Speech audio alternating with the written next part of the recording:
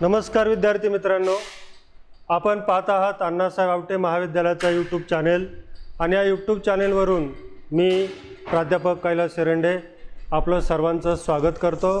विद्यार्थी मित्रांनो, यापूर्वी आपण आपल्या 12वीच्या मराठी युवक भारती या पुस्तकातील पद्य विभागाला सुरुवात केलेली होती आणि या पद्य विभागातील कवी बाबू बोरकर यांची कविता रे थांब जरा आषाढ घना या कवितेचा पहिला भाग आपण अभ्यासलेला होता की या भागामध्ये आपण या कवितेचं गायन केलेलं होतं। कवी बाबू बोरकर यांचा जन्म आपण पाहू शकतो 30 नोव्हेंबर 1910 रोजी त्यांचा जन्म अगदी गोव्याच्या भूमीमध्ये झालेला आपल्याला माहीत होईल आणि 8 जुलै 1984 रोजी त्यांचा मृत्यू दिनांक आहे। पुण्यामध्ये तो मृत्यू झालेला होता। अशा बाबू बोरकर यांच्या या कवितेचा आपण आज भावार्थ समजून घेणार आहोत। तत्पूर्वी बाबू बोरकर यांचा अल्पशा परिचय आपण करून घेऊ। बाबू बोरकर यांची ही काही पुस्तकं आहेत। या पुस्तकांच्या प्रतिमा मुखपृष्ठ तुम्हाला दिसत आहेत। आनंद भैरवी, चांदनवेल, बोरकरांची कविता हे त्यांचे काव्यसंग्रह आहेत, तर मावळता चंद्र, कागदी होड्या हे त्यांचे लेखसंग्रह आहेत। बाबू बोरकर हे मराठी आणि कोकणी भाषेत कविता करणारे पद्मश्री पुरस्कार विजेते कवी होते। ते मराठी साहित्यप्रेमी होते। आनंदयात्री कवी म्हणून संपूर्ण महाराष्ट्रभर त्यांची एक वेगळीच ओळख होती।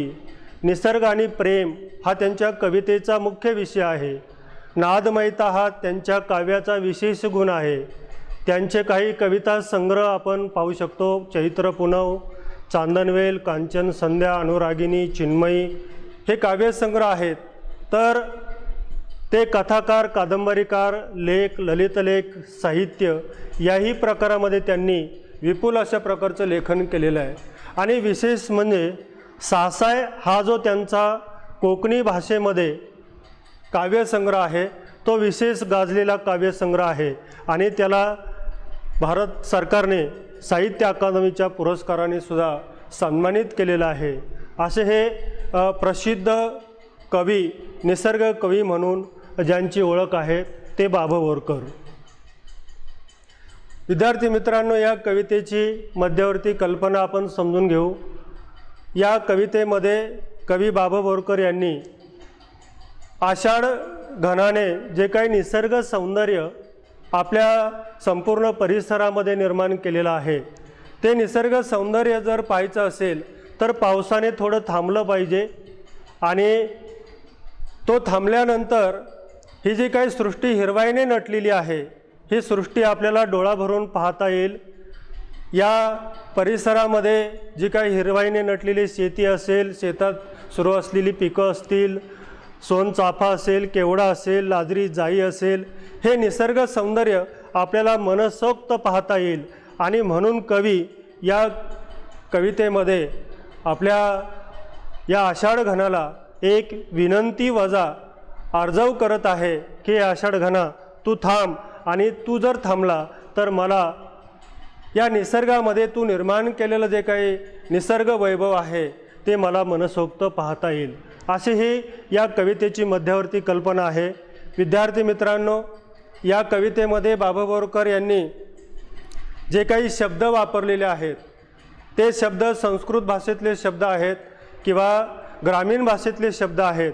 ज्याप्रमाणे ही कविता आषाढ मेघाने संपूर्ण परिसर नटवलेला आहे त्याच पद्धतीने ही संपूर्ण कविता अर्थपूर्ण अशा रचनेने कवी बाबू बोरकर यांनी फुलवलेली आहे। तर पाहूया या कवितेचा आशय। तर या कवितेमध्ये जे काही शब्द कवीने वापरलेले आहेत विद्यार्थी मित्रांनो, हे शब्द आपण पाहू शकतो। बाबू बोरकर यांच्या या कवितेतले शब्द आहेत। हे शब्द जर तुम्ही लक्षात घेतले तर कवितेचा आशय उलगडणं सहज सोपं होईल। ढग म्हणजे मेघ, दिठी म्हणजे दृष्टी, करुणा, दया, कोमल, नाजूक, प्रवाळ पोवळे आवते शेत मशागतीसाठीची अवजारे इंद्रनीळ निळ्या रंगाचे रत्न केतकी केवडा फुटे फुली फुलून येणे सोन चाफा जाईच्या लेकी जाईची फुले गगन आकाश हे जे काही सर्व शब्द तुमच्या समोर आहेत हे सर्व शब्द कवितेत आलेले आहेत आणि या शब्दांचा अर्थ तुमच्या समोर आहे। निश्चित हे शब्द आणि त्यांचे अर्थ जर लक्षात घेतले तर या कवितेचा भावार्थ समजणं सहज शक्य आहे, सोपं आहे। तर पाहूया या कवितेचा भावार्थ। या कवितेतल्या पहिल्या 2 चरणांमध्ये कवी सांगतायत की रे थांब जरा आषाढ घना बघू दे दिठी भरून तुझी करुणा। या पहिल्या 2 चरणांमध्ये कवी निसर्गाबरोबर संवाद करू पाहत आहेत। खरं तर संवाद 2 व्यक्तींमध्ये होतो आणि तोही अतिशय जवळची व्यक्ती असेल तर आपण सहज त्याला आरे कारे अशा शब्दामध्ये त्याच्याबरोबर संवाद करतो। पण इथे कवी बाबा बोरकर या निसर्गातील आषाढ मेघाला म्हणतात अरे तू जरा थांब। यावरून आपल्या असं लक्षात येतं की बाबा बोरकर आणि निसर्ग यांची किती जवळीकता आहे, हे निसर्गाशी किती एकरूप झालेले आहे। आणि अशा या निसर्गातील आषाढ घनाला कवी म्हणतायत जरा थांब। आता जरा थांब म्हणण्यापाठीमागं काय बरं कारण असावं? या आषाढ मेघाला खरं तर आषाढ महिना हा मराठी महिन्यापैकी एक महिना आहे, पावसाचा महिना आहे। साधारणतः वटपौर्णिमा झाल्यानंतर 15 दिवसांनी हा महिना सुरू होतो, आणखी काही दिवसात हा महिना सुरू होईल आणि या महिन्यामध्ये पडणारा हा पाऊस आणि या पावसाला कवी विनंती करतायत की बाबा रे तू जरा थांब। का थांब? तर कवीला बघू दे दिठी भरून तुझी करुणा। या पावसाने जे काही निसर्ग वैभव या सृष्टीमध्ये निर्माण केलेलं आहे, या पावसाच्या कृपादृष्टीमुळे ही संपूर्ण सृष्टी जी काही हिरवाईने नटलेली आहे ती सृष्टी कवीला पाहायची आहे। कारण अनेक दिवस पाऊस पडतो आहे आणि निसर्ग वैभवाने सारी सृष्टी नटलेली आहे आणि हे सगळं दृश्य पाहण्यासाठी कवी म्हणतायत की तू मला एक संधी दे, मला हे सगळं डोळा भरून पाहायचं आहे, मला हे सगळं वैभव माझ्या मनामध्ये साठवायचं आहे आणि म्हणून तू जरा थांब। हा सगळा हिरवाईने नटलेला निसर्ग वैभवाने नटलेला हा परिसर कवीला पाऊस थांबल्यानंतर दिसणार आहे आणि म्हणून कवी म्हणतायत की तू जरा थांब। पुढच्या 4 चरणांमध्ये कवी असं म्हणतायत कोमल पाचूंची ही शेते, कोमल पाचूंची शेते। आता पाचू हे हिरव्या रंगाचं रत्न आहे आणि हिरव्या रंगाचं रत्न जसं तेजस्वी दिसावं तशा प्रकारे या शेतातली जी काही पिकं आहेत ती पिकं कवी बाबा बोरकर यांना पाचूसारखी दिसत आहेत, हिरवाईने नटलेली दिसत आहेत, हिरवगार शेत कवीला दिसत आहे। ते म्हणतात की प्रवाळ मातीमधली आवते। आता प्रवाळ खरं तर समुद्र तळाला येणारी वनस्पती आहे आणि ही वनस्पती ज्यावेळी समुद्र तळामध्ये कुसते त्यापासून खडक तयार होतो आणि त्या खडकापासून लाल रंगाचे रत्न तयार होते आणि या लाल रंगाचा रत्नासारखी शेती आणि या शेतीमध्ये सुरू असलेली आवतं म्हणजेच वेगवेगळ्या प्रकारची आवतं आज पाऊस उघडल्यानंतर शेतीमध्ये सुरू होतील हेही कवीला पाहायचं आहे। इंद्रनीळ वेळूंची बेटे, हे जे काही वेळूंचं बेट आपल्याला दिसतंय त्याच्यामधून कवीला निळ्या रंगाचा प्रकाश दिसतो आहे। हे बांबूचं जे काही बेट आहे ते नीलवर्णीय कवीला पाहायचं आहे आणि म्हणून कवी म्हणतायत या तुझ्याच पदविन्यास खुणा। हे सगळं वैभव निर्माण करणारा दुसरा तिसरा कुणी नसून तू एक जादूगार आहेस, तू एक साक्षात परमेश्वराचं रूप आहेस। कारण हे शेती त्यानंतर या शेतीमध्ये सुरू असलेली वेगवेगळ्या प्रकारची आवतं असतील किंवा वेळूचं बेट असेल, हे सगळं वैभव तूच निर्माण केलेलं आहे आणि हे सगळं मला पाहायचं आहे। पण हे कधी पाहता येईल? ज्यावेळी तू थांबशील आणि थांबल्यानंतर खऱ्या अर्थाने मला हे सृष्टीचं वैभव पाहता येईल। पुढच्या चरणामध्ये कवी म्हणतायत की रोमांचित ही गंध केतकी, तुझ्या स्पर्शाने हे आषाढ घना, हे पर्जन्य राजा, तुझ्या स्पर्शाने गंध केतकी ही सुगंधित झालेली आहे, रोमांचित झालेली आहे।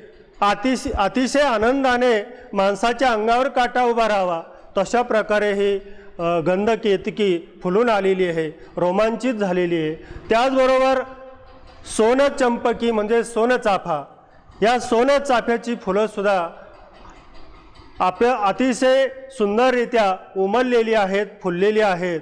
आणि त्याचबरोबर लाजूने या जाईच्या लेकी, जाईची फुलंसुद्धा लाजलेली आहेत, लाजत आहेत। एखाद्या लावण्यवतीसारखी किंवा एखाद्या नववधूसारखी ही सृष्टीतली सारी फुलं ही तुझ्या स्पर्शाने लाजलेली आहेत। तुझं चोरून बघती पुन्हा पुन्हा, ही सगळी फुलं तुला चोरून चोरून बघतायत। त्यांचं चोरून बघणं हे मला सुद्धा पाहायचंय। हे आषाढ घना, ही फुलं तुला चोरून बघतायत, तसं मला सुद्धा या फुलांना पाहायचंय, त्यांचं लाजणं मला पाहायचंय, पण घराच्या बाहेर पडता येत नाही। तू सारखा बरसतोय, तुझा वर्षाव या सृष्टीवर होतोय, आणि म्हणून तू जर थांबला तर या फुलांचं उमलणं, फुलांचा सुगंध, त्यांचं लाजणं हे मला सुद्धा पाहता येईल। पुढच्या चरणामध्ये कवी म्हणतायत की उघड गगन कर घडीभर आसर। उघड गगन, गगन म्हणजे आकाश, घडीभर म्हणजे अगदी क्षणभर, थोडा वेळ, आसर म्हणजे विश्रांती घे। हे आषाढ घना, तू काय कर, थोडा वेळ थांब।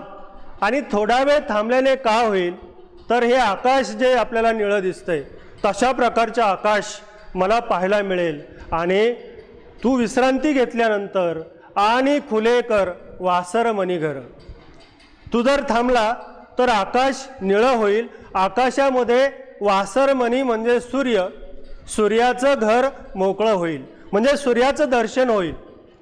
आणि या सूर्याचं जर दर्शन झालं तर काय होईल, ही जी सूर्याची किरणं आहेत वाहू दे या तव किमयेवर, तू जी किमया या सृष्टीवर निर्माण केलेली आहेस, तू जे काय सृष्टीचं वैभव निर्माण केलेलं आहे, हे जे काही सौंदर्य या सृष्टीवर उभं राहिलेलं आहे, आणि हे सगळं वैभव आणि या वैभवावरून सूर्याची किरणं जर फिरली तर त्यांचं सुद्धा सौंदर्य अधिक वाढेल। आणि म्हणून हे आषाढ घना, कोवळ्या नव्या हळदुव्या उन्हा, हे हळदीसारखं पिवळं ऊन जे आहे ज्यावेळी या सृष्टीवर पसरेल त्यावेळी या सौंदर्यामध्ये अधिकच भर पडेल। आणि ही सगळी किमया मला सुद्धा अनुभवायची आहे, आणि म्हणून तू काय कर, घडीभर विश्रांती घे। कणस भरू दे जीवस दुधाने, देठ फुलांचा अरळ मधाने, कंठ गगांचा मधुगानाने, अनित शहारातून पन्ना। विद्यार्थी मित्रांनो, कवी पुढे या कवितेचा भावार्थ स्पष्ट करताना असं म्हणतायत की कणस भरू दे जीवस दुधाने। शेतामध्ये जी काही वेगवेगळी पिकं शेतकरी घेतात, मग त्याच्यामध्ये ज्वारी असेल, बाजरी असेल, मका असेल, या मकाच्या कणसांमध्ये किंवा ज्वारीच्या कणसांमध्ये जर पौष्टिकता यायची असेल, त्याच्यामध्ये जर जीवसत्व निर्माण व्हायचे असतील तर फक्त पाऊस असून चालत नाही, तर त्याच्यासाठी उन्हाची सुद्धा गरज आहे। म्हणून मागच्या चरणामध्ये आपण पाहिलेलं होतं की सूर्याचं किरण जर या सृष्टीवर पडलं तर निश्चितपणे सारी सृष्टी ही आनंदित होईल। त्याचप्रमाणे पिकंसुद्धा चांगल्या पौष्टिक अशा जीवसत्वाने तयार होतील। आणि म्हणून काही म्हणतात कणस भरू दे जीवस दुधाने, ही कणस सकस झाली पाहिजेत, पौष्टिक झाली पाहिजेत, त्याच्यामध्ये दाणे तयार झाले पाहिजेत, आणि त्याच्यासाठी हे आषाढ घना तू थांबला पाहिजे, सूर्यकिरण पडलं पाहिजे। आणि हे सूर्यकिरण ज्यावेळी या सृष्टीवर पडेल त्यावेळी कणसांमध्ये चांगले दाणे तयार होतील, फुलांच्या देठांमध्ये मध तयार होईल, मकरंद तयार होईल, आणि त्याचप्रमाणे कंठ खगांचा मधुगानाने पक्षीसुद्धा आनंदाने गाऊ लागतील, कारण तुझं आगमन झाल्यापासून हे पक्षी घरट्यामध्ये थांबून आहे, त्यांचं मधुर गाणंसुद्धा ऐकायला मिळत नाही. आणि ज्यावेळी तू थांबशील त्यावेळी निश्चितपणे या पक्ष्यांचं गाणंसुद्धा ऐकायला मिळेल. आणि तर शहारा तृणपर्णा म्हणजे गवताची पातीसुद्धा या सूर्यकिरणांना पाहिल्यानंतर रोमांचित होतील. आणि म्हणून तू थांब. तू जर थांबला तर काय काय होईल, तर धान्य चांगलं पौष्टिक बनेल, फुलांच्या देठामध्ये मध तयार होईल, पक्षी गाणे गाऊ लागतील आणि रानावनातली ही जी काही गवताची पाती आहेत ती सुद्धा रोमांचित होऊन डोलू लागतील. पुढच्या चरणामध्ये कवी म्हणतायत, आश्लेषांच्या तुषार स्नानी भिवून पिशोळी थव्या थव्यांनी रत्नकळा उधळीत माध्यांनी न्हानोत इंद्र वर्णात वना. हे आषाढ घना तुझा वर्षाव या सृष्टीवर होतोय. खरं तर आश्लेषा हे 27 नक्षत्रापैकी एक नक्षत्र आहे. ग्रामीण भागामध्ये त्याला आसाळका आसाई शब्द वापरला जातो की या नक्षत्रामध्ये सतत पाऊस पडत असतो आणि या पावसाच्या धारांमध्ये हे फुलपाखरं जी आहेत ही फुलपाखरं भिवून तुला सैरावैरा पळत आहेत, थव्या थव्यांनी इकडून तिकडे पळत आहेत. आणि जर तू थांबला तर काय होईल, रत्न कळा उधळीत माध्यांनी.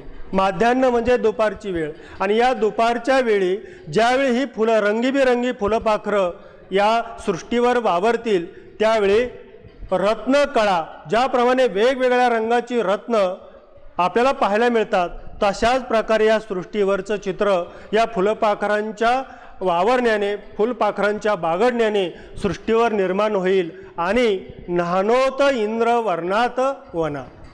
वन म्हणजे जंगल, इंद्रवर्ण म्हणजे आकाशी वर्ण.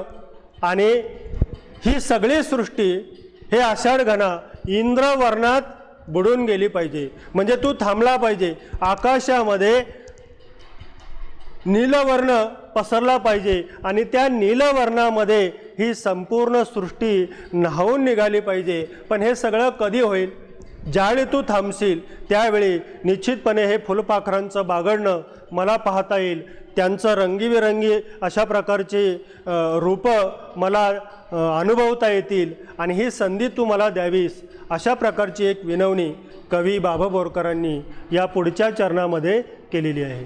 आणि शेवटच्या चरणामध्ये कवी म्हणतायत की काळोखाची पीता असावे, काळोखाची पीता असावे पालवीत उमलता काजवे करू दे मद हित गुज त्यासवे निरखित जळातील विधुवदना. आता दिवसभर कवीने पावसाला विनवणी करूनही पाऊस थांबायला तयार नाही आहे. पाऊस पुन्हा पुन्हा येतोच आहे. कवी पावसाला विनवणी करतायत, अरे तू जरा थांब. परंतु संध्याकाळ होते, पाऊस थांबायला तयार नाही, अंधार पडतोय आणि या अंधाऱ्या रात्री सुद्धा कवीला बाहेर जायचंय. कशासाठी?